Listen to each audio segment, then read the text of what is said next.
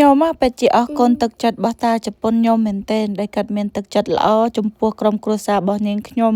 គាត់បានចំណាយថវិកាផ្ទាល់ខ្លួនមួយចំនួនដើម្បីធ្វើការទិញស្រូវជូនទៅលោកយាយទួតនឹងគឺជាលោកយាយទួតទី1ហើយនិងលោកយាយទួតទី2ដែលជាត្រូវជាលោកយាយទួតរបស់ខ្ញុំនៅក្នុងក្រុមគ្រួសាររបស់ខ្ញុំនឹងឯងញោមពិតជាអរគុណទឹកចិត្តរបស់គាត់មែនទែនដែលយកចិត្តទុកដាក់ស្រូវនឹងគឺជាស្រូវរបស់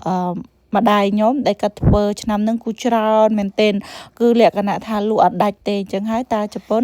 គាត់បានចំណាយថវិកាផ្ទាល់ខ្លួនខ្លះដើម្បីទិញស្រូវនិយាយរួមទៅស្រូវឆ្នាំនេះគាត់ទិញចិត្តចូលមួយតោនដែរហើយគាត់ទិញជួយក្មេងៗផងជូនលោកយាយទួតផងហើយនឹងយកទៅប្រគេនព្រះសង្ឃនៅវត្តផងនិយាយរួមទៅគឺតាជប៉ុនគាត់ទិញរាល់តែឆ្នាំហ្នឹងឯងគ្រាន់តែឆ្នាំនេះទិញច្រើនជាង10ដងដោយសារតែឆ្នាំនេះគឺអ្នកម្ដាយរបស់ខ្ញុំគាត់ធ្វើស្រែកើតមែនទែនហើយស្រែក៏ច្រើនកន្លែងដែរហើយក៏លក់អត់អស់អញ្ចឹងណាលក់អត់ដាច់ទេដល់អញ្ចឹងហើយក៏តាជប៉ុនខ្ញុំគាត់លឺអញ្ចឹងហើយក៏គាត់ថាអញ្ចឹងទិញឲ្យច្រើនទៅដើម្បីជូនចាស់ហើយនឹងជួយក្មេងៗនៅស្រុកខ្មែរអញ្ចឹងទៅ